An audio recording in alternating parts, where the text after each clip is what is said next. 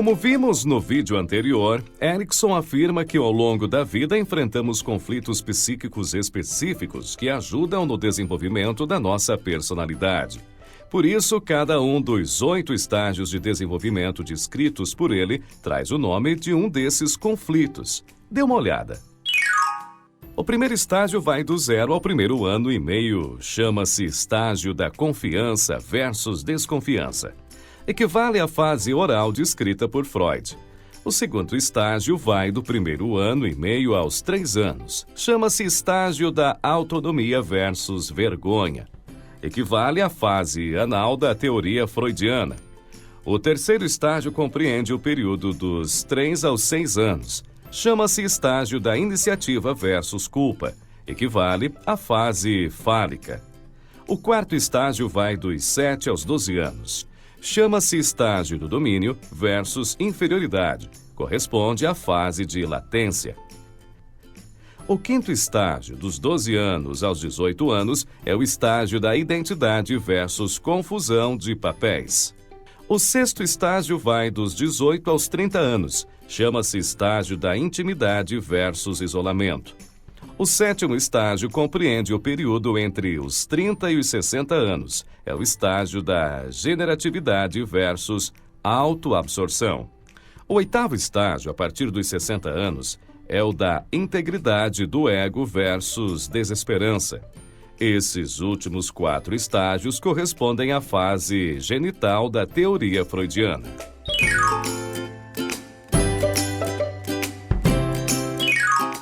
Durante os primeiros 18 meses de vida, o bebê terá experiências que o levarão a confiar ou não em sua mãe e, em consequência, nas outras pessoas também.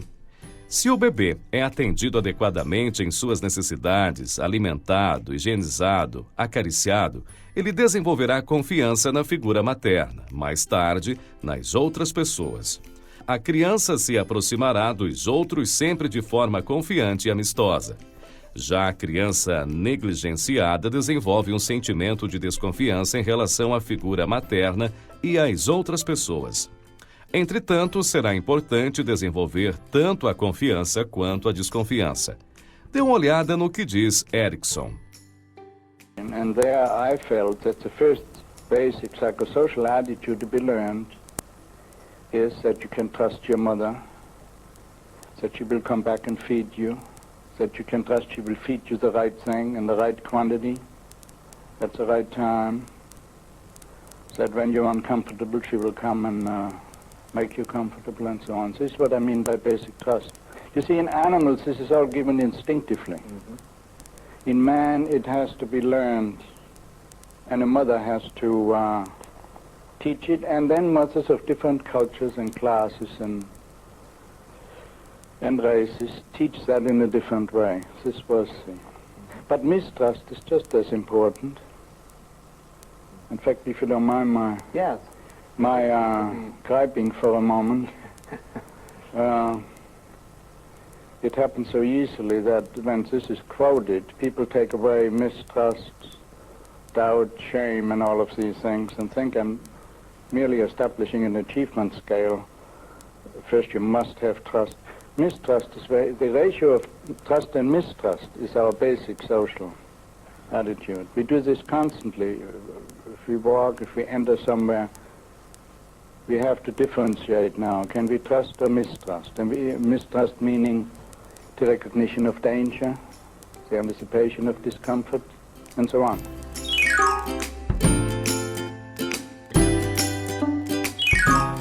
Nos segundo e terceiro anos de vida, o conflito psíquico importante é o que se dá entre a autonomia e a vergonha. Nesse período, a criança desmama por conta da maturação biológica, aprende a se locomover e a controlar os esfíncteres. É um processo gradual de liberação em relação à figura materna, que proporciona à criança um sentimento progressivo de independência e autonomia. Surge um forte desejo por autodireção. Ela quer fazer tudo sozinha e deseja explorar os ambientes ao máximo. Quando os adultos permitem que a criança explore o ambiente com liberdade e tenha a oportunidade de fazer algumas coisas sozinhas, sem censurá-las, quando comete erros, As necessidades de independência da criança são atendidas, alimentando seu sentimento de autonomia. Contudo, há crianças que têm sua autonomia tolhida, adultos que fazem tudo no lugar da criança, seja por subestimarem as capacidades dela, seja por quererem fazer as coisas do jeito certo, ou seja, do jeito do adulto. Sem falar naqueles que punem a curiosidade da criança pelo ambiente ou sua incapacidade de controlar a evacuação com perfeição. Instalam-se, portanto, os sentimentos de vergonha e demérito pessoal. A criança passa a duvidar de sua própria capacidade de conseguir dirigir seu próprio comportamento.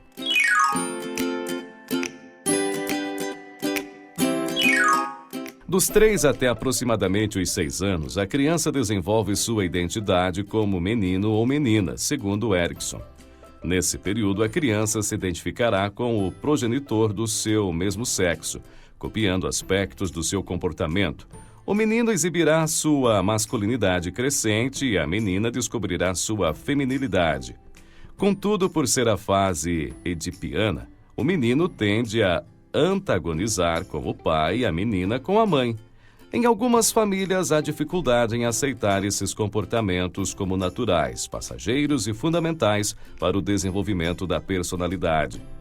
A censura dos adultos, seja pela punição, pela ridicularização ou pelo sarcasmo, pode causar fortes sentimentos de diminuição e culpa na criança em relação à própria identidade.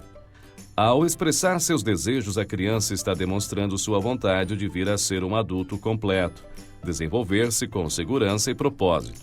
É importante que ela não se sinta diminuída nem culpada por manifestar seus sentimentos. Veja o que diz Erikson.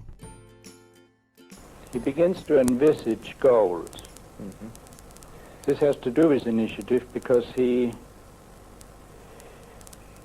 begins to, for example, identify with people whose work or whose personality he can appreciate. And he begins to think of being big. And all of this I mean by the beginning of purpose. In other words, when he plays, for example, it's not just a matter of practicing his will or practicing his ability to manipulate. He begins to have projects, as it were.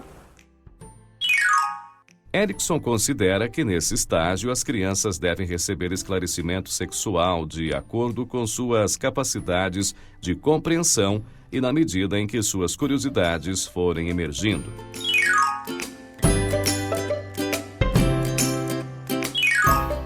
Dos 6 aos 12 anos, a criança se interessa por desenvolver habilidades, tanto na escola quanto fora dela. Ler, escrever, calcular, aprender jogos, realizar atividades físicas, colecionar objetos, enfim, toda a sua energia e motivação direciona-se à busca por competência. As novas aprendizagens e a ação sobre o mundo desenvolvem na criança o sentimento de domínio. Contudo, quando ela não é encorajada a tomar parte nas atividades com outras pessoas ou quando é por elas rejeitada, desenvolve-se o sentimento de inferioridade.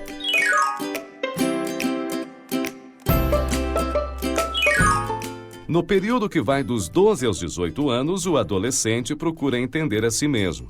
É sua primeira crise de identidade. Ao longo da infância, a criança conviveu com muitas pessoas, desenvolveu identificações por algumas delas e, em consequência, foi adquirindo características de amigos, pais e professores. Ao chegar à adolescência, o indivíduo abandonará algumas dessas características, fortalecerá outras, e incansavelmente tentará achar a si mesmo. Na adolescência, raramente os indivíduos identificam-se com os próprios pais. Ao contrário, rebelam-se, não aceitam a intromissão dos pais na vida particular e rejeitam seus valores. É um esforço de separar sua identidade da de seus pais.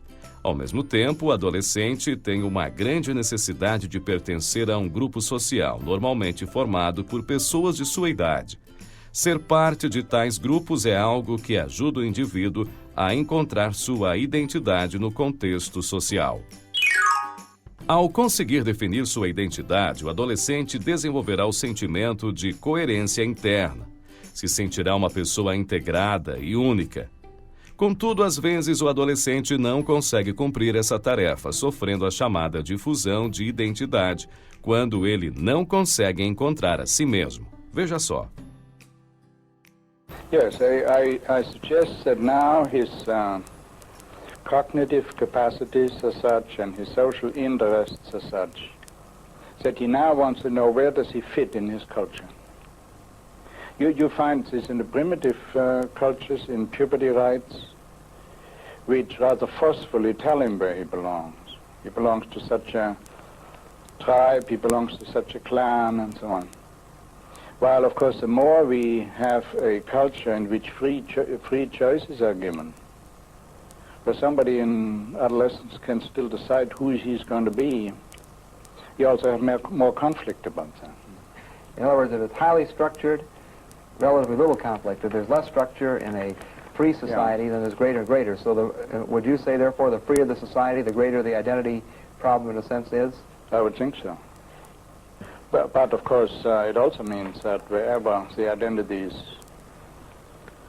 so preordained that you have no choices, you also, the more you also have to conform then to absolute rules. And some people probably fall by the wayside who simply don't survive in primitive tribes, who don't fit in that.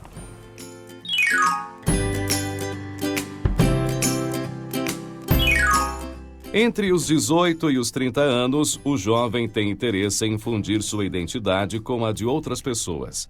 Quer dizer, em entregar-se a relações de intimidade às quais será fiel, ainda que tais relações exijam compromissos e sacrifícios. Vimos que na adolescência o jovem firmou sua identidade. Bom, agora esse indivíduo está pronto para tomar parte em certos tipos de relacionamentos. Por exemplo, assumir uma relação sexual e afetiva duradoura. Pertencer inteiramente a um grupo religioso ou a um movimento político. Manter uma amizade profunda e sincera. Em outras palavras, ele está pronto para doar-se, para sair de si mesmo sem medo de perder a própria identidade. Caso o jovem não tenha atingido essa condição de integridade do eu, terá dificuldades em envolver-se genuína e profundamente com outras pessoas, fugindo da intimidade e convivendo com uma profunda sensação de isolamento e distanciamento. Dê uma olhada. Namely, that intimacy is really the ability to fuse your identity with somebody else's, without fear that you're going to lose something yourself. That's why it is the stage which makes marriage possible, and why marriage doesn't work if that has not developed.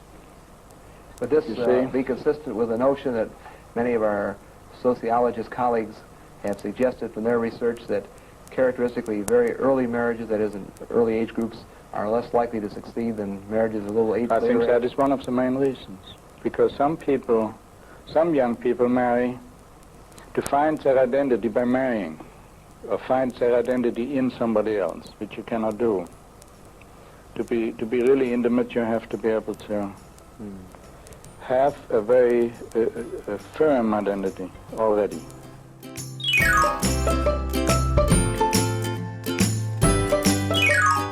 No período entre os 30 e os 60 anos, o adulto interessa-se por criar, cuidar e orientar uma nova geração. É a generatividade. Erikson percebe que as pessoas maduras apresentam uma necessidade grande de sentirem-se responsáveis por crianças e jovens. Ao se sentirem necessários, sentem-se estimulados. E quando isso não ocorre, há um sentimento de estagnação e infecundidade. A generatividade pode se realizar pela procriação, mas também pode se manifestar por atividades relacionadas ao cuidado e à orientação da infância. Vejamos o que diz Erikson. This is why I think this is the stage at which really mature ethics is only quite possible. Because now you learn to take responsibility for what you are creating. Now, I avoid the word creativity. Yes, I know. I know that generativity is not a nice word, but it means generate, and in that sense is the widest possible term for producing something. Because we too much apply creativity.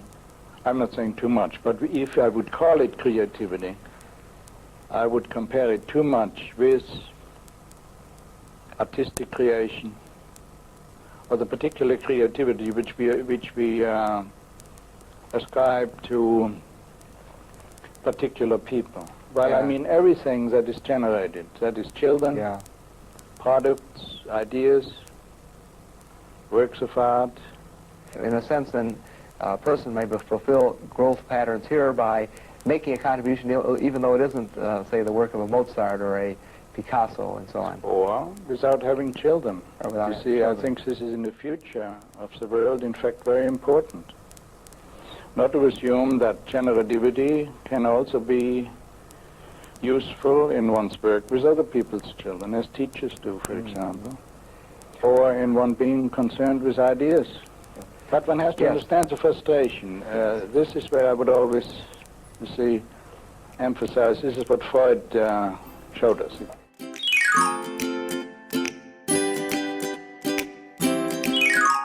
A partir dos 60 anos, o adulto que tiver resolvido de forma satisfatória todos os conflitos dos estágios anteriores e desenvolvido a capacidade da solidariedade humana, terá condições psíquicas de lidar com a crise final ligada à desintegração e à morte.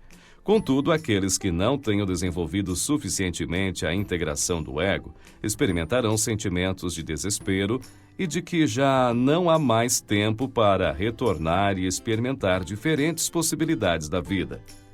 A integridade do ego leva ao sentimento de união com a humanidade, a sabedoria e a esperança.